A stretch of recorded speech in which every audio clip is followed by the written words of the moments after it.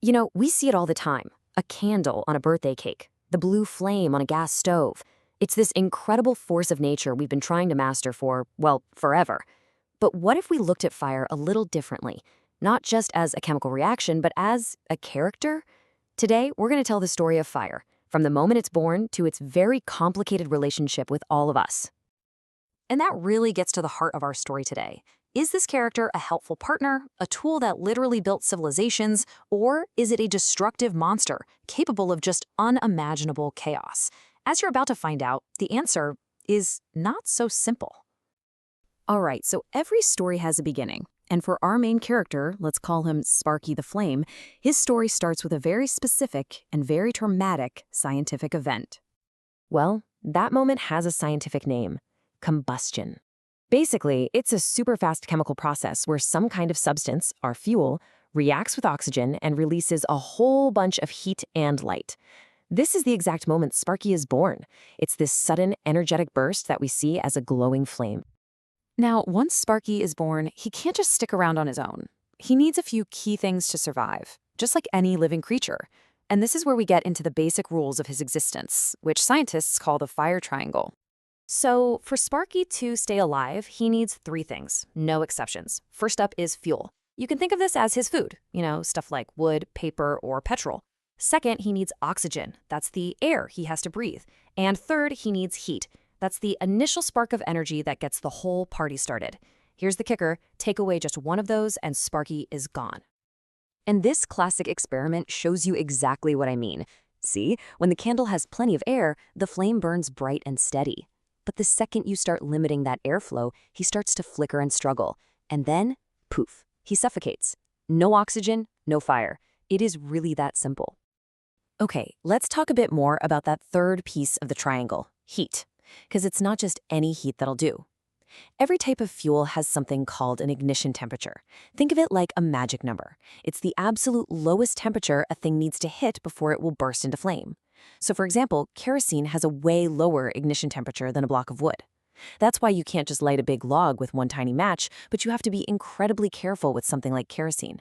So if we know what Sparky needs to live, that also means we know his weaknesses.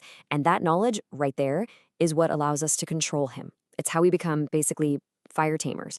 But before you can tame him, you've got to understand his different moods. Sometimes he's totally predictable, right? Like the rapid combustion on your gas stove, steady and controlled. Other times, he's just shockingly unpredictable, like spontaneous combustion in coal mines, where he seems to just appear out of nowhere. And then, of course, sometimes he's just plain explosive, a sudden, violent blast of energy, heat, light, and sound. Think fireworks. So how in the world do we tame all these different personalities? Well, it all comes back to that fire triangle. Seriously, the entire science of firefighting is built on this one simple, powerful idea. You just have to remove the fuel, the oxygen, or the heat. Do that, and the fire goes out. And of course, different fires need different tools. Water is an amazing fire tamer because it attacks the heat part of the triangle. It cools the fuel down below its ignition temperature. But, and this is super important, it's a terrible, dangerous choice for electrical fires because water conducts electricity. It's also bad for oil fires because the water just sinks right under the burning oil. That's where something like a carbon dioxide extinguisher comes in. CO2 gas is heavier than oxygen, so it literally sinks onto the fire and suffocates it, cutting off its air supply. That makes it perfect for those tricky electrical and oil fires. Okay, so we've talked about how Sparky is born and what he needs to survive. But what is a flame, really? Let's zoom in and take a closer look at the anatomy of a simple candle flame. You see, a flame isn't just one thing. It's actually made of distinct zones. Right down at the bottom, near the wick, you've got the dark innermost zone. This is where the wax turns into a vapor, but it's not actually burning yet because there's not enough oxygen. Then you have the bright yellow middle zone. That's where some partial combustion is happening, and it's what creates most of the light we see. And that faint, almost invisible blue layer on the very outside, that's the outer zone, and that's where the real magic happens. So which part do you think is the most powerful? It's actually that outermost zone. Here's a cool fact. Goldsmiths know this.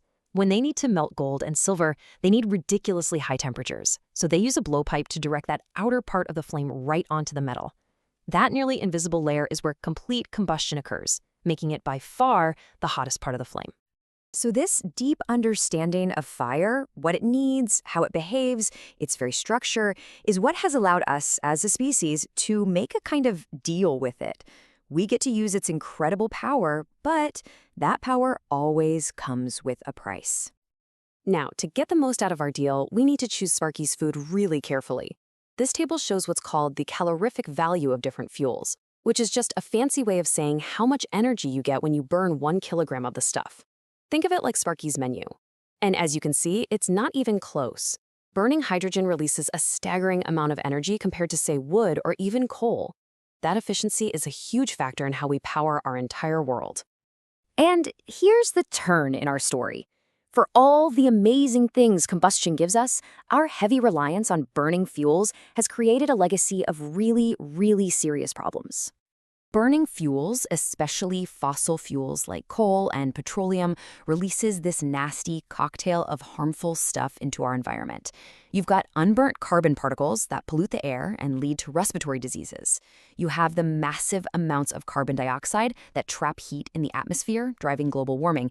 And then you have oxides of sulfur and nitrogen that create acid rain, which poisons crops, soil, and even damages buildings.